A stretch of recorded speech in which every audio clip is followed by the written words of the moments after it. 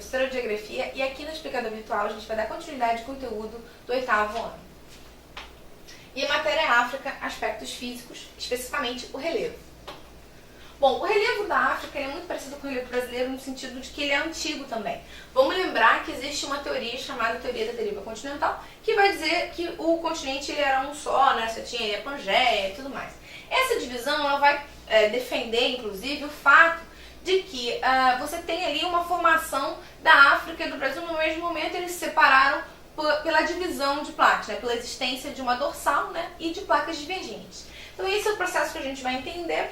E isso vai explicar, inclusive, características da geologia, tanto do relevo brasileiro quanto do relevo africano. Então, quando a gente tem um relevo antigo, formado por escudo cristalino, uma das características que a gente vai ter é a baixa altitude, porque esse relevo foi erodido ao longo do tempo. Então, isso vai explicar as pequenas altitudes do continente sendo desgastado ao longo dos anos.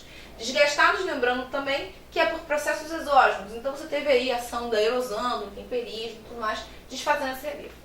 A África vai apresentar um dos mais baixos relevos do mundo, né? Também coincidente com o fato de que ele tem um relevo antigo. Sua paisagem predomina os planaltos, bastante aplanados e baixos, entremeados de planícies sedimentares. Muito parecido com o que a gente vê no Brasil. Lembrando que no Brasil a gente só tem escudo cristalino e bacia sedimentar. Então é típico dessa região. Você tem pouco relevo novo, né? Cadeias montanhosas grandes. Você tem algumas exceções aqui, mas ele também tem um relevo bastante antigo e desgastado.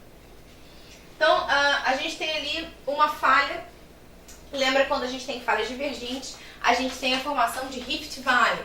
Né? Quando você tem falhas que estão se afastando, muitas vezes essas áreas podem se separar. Aqui a gente tem uma, isso vai gerando um afastamento. Então, pode ser que no futuro você tenha formação de dorsais também. Então, é o caso das linhas e falhas de Rift Valley que a gente pode ver aqui. Seriam afastamentos de placas. Lembrando que você pode aqui formar vales em função disso, né? A gente pode ver as imagens aqui dos Rift Valleys. Bom, relevo, algumas elevações recentes, né, que seriam a única questão que você tem mais recente ali, que seriam a cadeia de Atlas, né, o Monte do Tibete e aí o Planalto da Etiópia. Seriam as exceções no caso, tá? No Rift Valley vão se situar os maciços vulcânicos, onde estão os pontos mais altos do relevo africano. Então, nesse caso, seria a formação recente. A maior parte do relevo é desgastado. Então, se você tem uma formação recente, né, geralmente aí do quaternário e tudo mais, ele é um pouco menos desgastado, tá? O que a gente tem aqui de exceção seria o Monte Kilimanjaro, o Monte Quênia e o Monte Ruwenzori, que seriam os montes aqui com mais altitude. No caso do Brasil, a gente nem tem esses exemplos aqui para mostrar. Então, são regiões típicas de um processo de desgaste maior, né, de envelhecimento desse relevo. É bom porque geralmente são nos estudos cristalinos que a gente acha riquezas minerais. Por exemplo, a África tem uma grande produção de diamantes, o que causa um problema, inclusive, que são chamados de diamantes de sangue, que são disputas que vão ser geradas pela exploração desse recurso. Bom, sobre o relevo, a gente tem umas elevações mais recentes, como a gente viu da atividade ali de afastamento, né, no próprio processo de Rift Valley. Quando você tem a ação tectônica, essa ação tectônica ela vai criar relevo. Então, tem que esperar um tempo para que a gente chame esse relevo de desgastado. Então, como essa ação está acontecendo mais agora, então aí você tem algumas exceções de relevo mais antigo. Então, você tem algumas elevações, como a cadeia do Atlas, o Monte Tibete e a Etiópia. Situam-se maciços vulcânicos, onde estão os pontos, né, que são a região de Rift Valley, onde estão os pontos mais altos do relevo africano.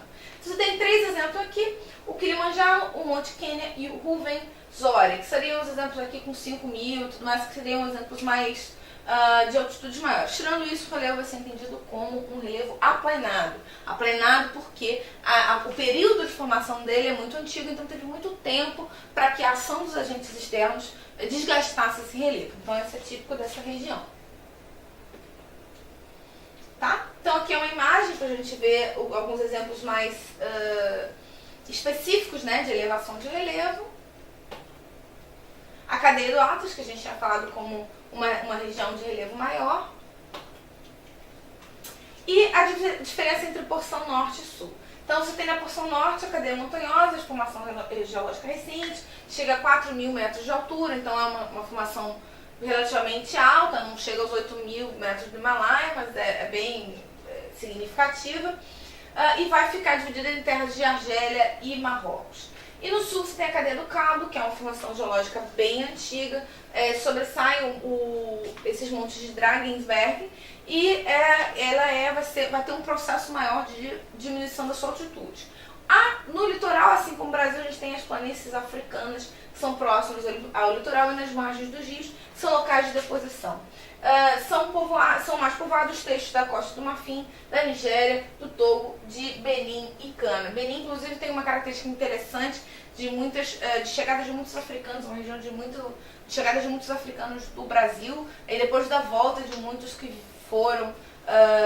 voltaram para a África depois do processo de liberdade. Então tem muitos brasileiros, africanos que vieram ser escravos, que voltaram para Benin, então formam uma cultura muito típica da região.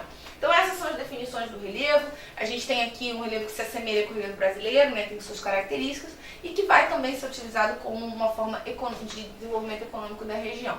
Tá? Mas pra frente a gente vai ver as características do clima e da vegetação para entender um pouco mais como é que a gente vai conceber esse território natural do continente africano. Eu espero que tenha ficado claro. Tchau!